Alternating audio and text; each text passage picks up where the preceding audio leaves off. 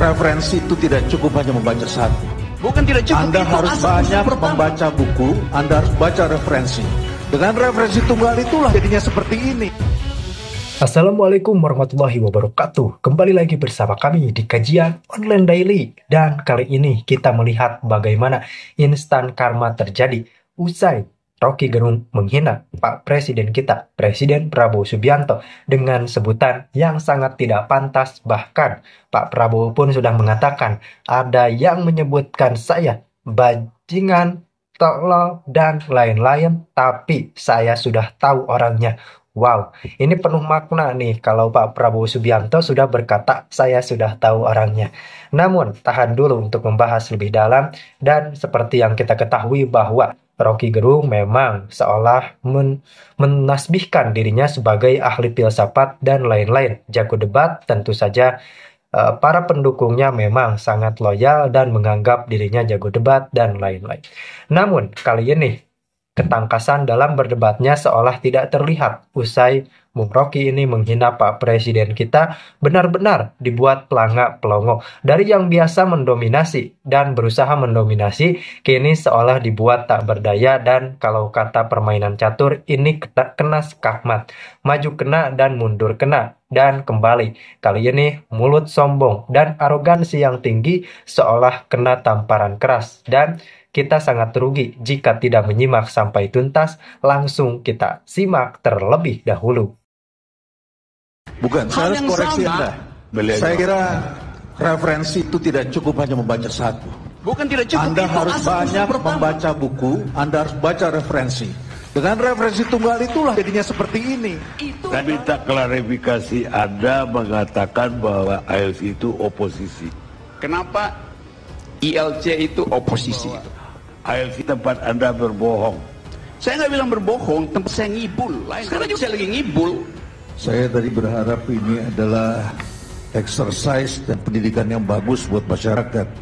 Nggak taunya kita cuma dikasih ngibul aja. Hari ini bukan orang dungu yang dikelabui, orang-orang pandai, orang-orang yang ibadahnya asal baik usul dari hoax itu poinnya tuh. Saya kira referensi harus ya? ditingkatkan. Okay. Ya, kalau Anda hanya persepsi tunggal, memang itu jadi bahaya. Tidak terbuka terhadap semua informasi publik. Baik, sekarang dari saya. Oke. Saya minta klarifikasi, Anda mengatakan bahwa ALC itu oposisi. Kapan saya ngomong bahwa ada ALC oposisi? Bahwa itu oposisi. Oke, saya terangkan sekarang. Oke, saya terangkan ya. Kenapa ILC itu oposisi gitu? Karena saya hanya bisa menyalurkan pikiran oposan saya melalui ILC. Jadi saya anggap ILC adalah saluran oposisi saya. Kenapa Anda bilang lagi bahwa ALC tempat Anda berbohong? Saya nggak bilang berbohong, tempat saya ngibul. Lain dengan berbohong. Oke, ngibul kenapa? Apa maksudnya? Ngibul itu adalah kegembiraan orang supaya mengaktifkan suasana. Sekarang juga saya lagi ngibul. Baik Bang Arni dan saudara-saudara sekalian, saya tadi berharap ini adalah exercise dan pendidikan yang bagus buat masyarakat. Nggak taunya kita cuma dikasih ngibul aja. Jadi saya pikir sia-sia saya dari tadi menyimak dan berpikir gitu ya. Tapi saya perlu ingatkan pada kita semua bahwa memang betul dunia ini dari awal sudah diciptakan dengan kebohongan. Itu betul kok ya. Bagaimana itu strategi iblis itu, hoax itu strategi iblis mau dipertahankan. Coba bayangkan bagaimana kita belajar itu Nabi Adam diusir, ya sudah diperintahkan dilarang makan buah kuldi. Kalau dalam Bible tuh apel itu satu pohon itu dilarang itu. Tapi iblis yang merasa lebih kuasa dari manusia itu kemudian membujuk dan membohongi Adam sampai Adam terusir. Ya, tidak bisa lihat Adam, istrinya dulu digoda karena dia merasa diciptakan dari api. Dia merasa lebih kuasa. Itu awal. Jadi bagaimana kebohongan sudah diciptakan. Kemudian kitab suci juga bicara akhirnya akan ada apa? Ada Dajjal itu. Dajjal itu apa? Itu kan yang pura-pura baik kan. Jadi apa yang baik bagi manusia itu adalah neraka bagi Tuhan itu. Itu neraka. Kita pikir itu baik, itu bagus, hebat begitu. bebas kita, bebas sebebas-bebasnya, individualisme dan sebagainya. Tapi akibatnya apa? Mari kita lihat bagaimana strategi iblis sedang memporak-porandakan dunia hari ini. Ini kan sekarang berkembang jadi teknologi. Ini juga ada masalah kompetensi dalam memahami, karena kita tidak memahami itu. Mungkin juga bahasa Inggrisnya kacau. Ya, kalau kita baca benar-benar kita buka ini, makanya jangan buka Google bahasa Indonesia. Harus juga pakai cari bahasa Inggris sehingga muncul hoaxnya itu yang jelas gitu. Kamus Bahasa Indonesia memang KBBI itu mengatakan hoax itu adalah berita bohong. Tapi kalau kita telusurin lagi kamus dalam sains, itu jelas sekali kok. Itu adalah kebohongan yang dibuat. Kebohongan yang dibuat dengan tujuan jahat. Tujuannya jahat. Jadi kita jangan berpikir itu alami, wah itu adalah lucu-lucuan. Bukan, itu tujuannya kok. Ada orang sakit hati, ada orang yang tidak dapat tempat, ada orang yang terpinggirkan, ada orang yang tidak dapat bagian, ada orang yang dibayar. Jangan lupa, ada yang memelihara kok ini. Hoax itu kalau Anda baca sejarah, karena disebut tadi di dalam ilmu pengetahuan, hoax itu adalah jahat gitu. Asal usul hoax itu, kata hoax itu pertama kali muncul dalam sejarah ilmu pengetahuan ketika seorang profesor fisika namanya Alan Sokal menulis sebuah artikel di majalah Social Text dengan nama samaran, lalu dipuji-puji oleh redakturnya tanpa tahu bahwa itu adalah bohong. Jadi fungsi dari hoax Alan Sokal itu adalah untuk menguji apakah redaktur dari majalah yang bergengsi itu punya otak apa enggak. Ternyata enggak punya otak. Bukan, saya harus koreksi Anda. Saya kira referensi itu tidak cukup hanya membaca satu. Bukan tidak cukup. Anda harus banyak membaca buku, Anda harus baca referensi. Dengan referensi tunggal itulah jadinya seperti ini. Itu referensi karena Anda memiliki satu referensi seperti itu. Oke, hoax. Asal asal kata hoax itu adalah hokus. Hokus itu artinya adalah mengelabui. Itu etimologinya. Itu yang diambil dari kejadian para tukang sulap yang kemudian mengelabui fungsinya mata orang lain. Fungsinya menguji orang dungu. Mengelabui orang dungu.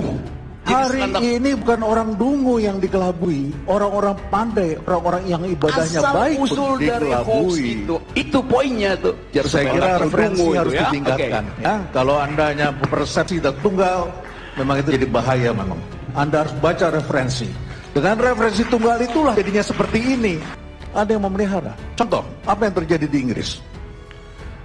Masyarakat di Inggris itu diracuni dengan hoax bahwa kalau ikut dalam Uni Eropa, setiap minggu mereka akan mengeluarkan 50 juta pound sterling untuk membiayai para pengungsi dan lain sebagainya. Dengan bergabung ke Uni Eropa. Maka strateginya adalah keluar dari Inggris, keluar dari Uni Eropa, yaitu Brexit. Akhirnya masyarakat di sana, terutama orang tua ini kan berpikir pensiun ya ke depan. Memikir bagaimana, ya sudah dalam pemungutan suara mereka keluar dan diputuskan. Saudara-saudara, hari-hari ini di Inggris itu sedang diancam ketakutan kerusuhan sosial yang besar. Karena ternyata dengan memilih Brexit itu 350 juta pound sterling per minggu tidak berhasil kembali. Tetap keluar. Ya. Dan kalau nanti keluar dari Uni Eropa, dampaknya lebih besar lagi. Kaum muda sekarang sudah keluar, industri keluar dari Inggris, dan kemudian menjadikan Inggris ini adalah negara yang lumpuh ekonominya. Dan begitulah mereka yang ingin berkuasa selalu melemparkan hoax kan dengan tujuan. Dan apakah itu dibayar oleh dari dalam negeri? Ini ada kaki tangan juga. Ini kan cyber war, Bang Garni. Beberapa kajian menunjukkan apa yang terjadi sekarang di Inggris, ini sekarang sedang dicoba juga di Italia. Kebetulan Italia ekonominya tidak perform, menunjukkan sedang resesi di Italia. Sedang dicoba juga di Prancis, di negara-negara liberal ini. Saudara-saudara, apa yang terjadi kemudian dibaca oleh para ahli. Saya kebetulan 3 bulan yang lalu menghadiri, diundang dalam Peter Drucker Forum di Austria. Ketemulah kami dengan Charles Sandy, Gary Hamel, dan berbagai pakar dan sebagainya. Tema yang kami bahas itu adalah how to fix up the world. Bagaimana ini dampak teknologi. Ini kan tidak ada hatinya. Tidak ada hatinya itu algoritma. Yang sudah jadi korban adalah dalam fintech yang dari luar itu. Nah, apa yang terjadi dibaca semua oleh para ahli, ternyata ini digerakkan oleh salah satu negara yang merasa terancam dengan kekuatan NATO. NATO selalu mengganggu negara ini. Ya, oleh karena itulah mereka bergerak dari satu negara ke negara lainnya, mempengaruhi negara-negara kuat. Kita ini negara kuat. Bapak Ibu sekalian, sekarang ini setengah dari penduduk dunia tahun 2019 ini melakukan itu. Indonesia, India, dan Nigeria. Ya, jadi besar dampaknya. Ini digerakkan. Bang Karni tadi kalau dibicarakan pers, menarik ini pers. Referensi kita pers yang kemarin. Ya, pers yang kemarin. Sekarang kita tahu media cetak itu turun semua. Ya, televisi sekarang Bang Karni ini kuat karena medsosnya. Kita lihat bagaimana streamingnya, kekuatannya. Dewan Pers mengumumkan data tahun 2017. Ternyata media online ada 43.000 media online. Tahu berapa yang profesional Bang Karni? Hanya 4%. Jadi hanya 168 dari media online itu yang didukung oleh orang-orang profesional. Apa poin saya? Setiap zaman itu harus diperbaiki Bang Karni. Ada teknologi, ada kejadian, ada omongan-omongan seperti ini, ada perilaku-perilaku terbaru. Ini kan ditonton orang dan menimbulkan perilaku-perilaku dan menimbulkan nanti dampak-dampak tertentu. Kemudian kita lihat lagi, dulu Dewan Pers itu, terus kemudian ada undang-undang pers kan. Pers mengatur, ada gatekeepernya, ada kode etiknya. Bang Karni ini ngomong juga ada kode etiknya. Tidak bisa sembarangan. Kita semua tahu caranya. Tapi kan sekarang dengan kebebasan, ketika kebebasan terjadi, bandulnya, ini kan kebebasan seperti apa yang kita inginkan. Tentu harus dengan tanggung jawab. Kita punya Pancasila. Bagaimana persatuan ini kita tegakkan? Tadi kita bicara permulaan ada social capital, moda sosial. Moda sosial itu perekat kita. Sehingga jadilah Indonesia ini. Tapi kalau kita kemudian jadinya bertengkar satu sama lain, nggak ada lagi Bang Karni. Yang terjadi adalah kita akan tinggal kembali di dalam gua-gua, bukan lagi menjadi suatu bangsa yang bersatu, tetapi adalah tribes, suku-suku yang kecil-kecil karena perbuatan dari 1-2 orang yang barangkali diuntungkan dan mendapatkan kesempatan, dan barangkali juga karena dia tidak pandai, karena dia tidak cermat membaca referensi-referensi ke depan. Kita selalu mengacu pada masa lalu, kita berpikir yang masa lalu itu adalah selalu benar, dan kemudian kita tidak melihat apa yang harus kita hadapi di masa depan. Kemudian kita terperangkap dan akhirnya kemudian kita menyesali. Persis seperti Nabi Adam yang sesal kemudian tapi tidak berguna.